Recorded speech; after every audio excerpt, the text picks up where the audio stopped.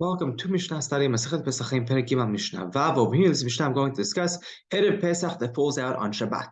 So you have to do Biur Hametz now on Shabbat. But how do you do so if you can't burn it?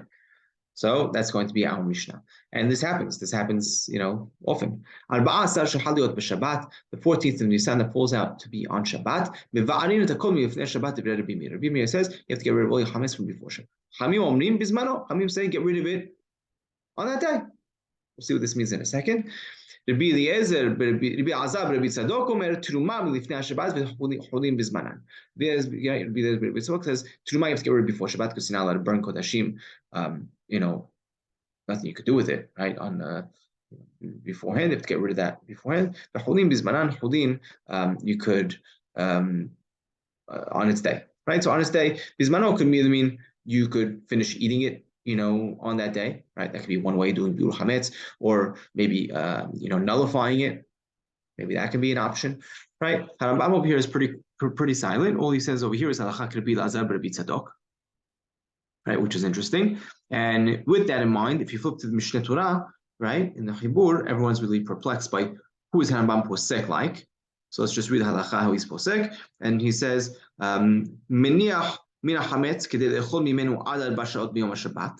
He leaves it, right, up until 4 hours, right, where you can eat it on Shabbat day itself. And the rest you need to get rid of from before Shabbat. And it continues, right, when it's talking about Teruma, when it comes to Teruma, you need to get rid of it from before Shabbat. Right? So what does he have to get rid of before Shabbat?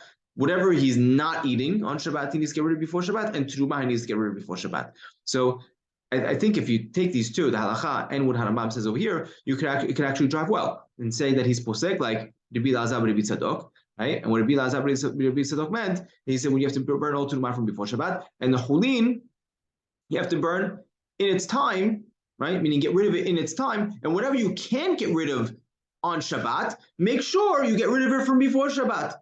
So don't leave yourself too much bread. Have a pita or two, whatever you need to eat on Shabbat, but the rest you should get rid of from before Shabbat. That's how Harambam's posek lechamur, and it seems to drive well with what he says over here. Other Rishonim or mefalpel, and what Harambam who he was posek like, and some people say he was posek like Chachamim over here, right? Which is interesting because then you have to really understand this a little differently as I explained.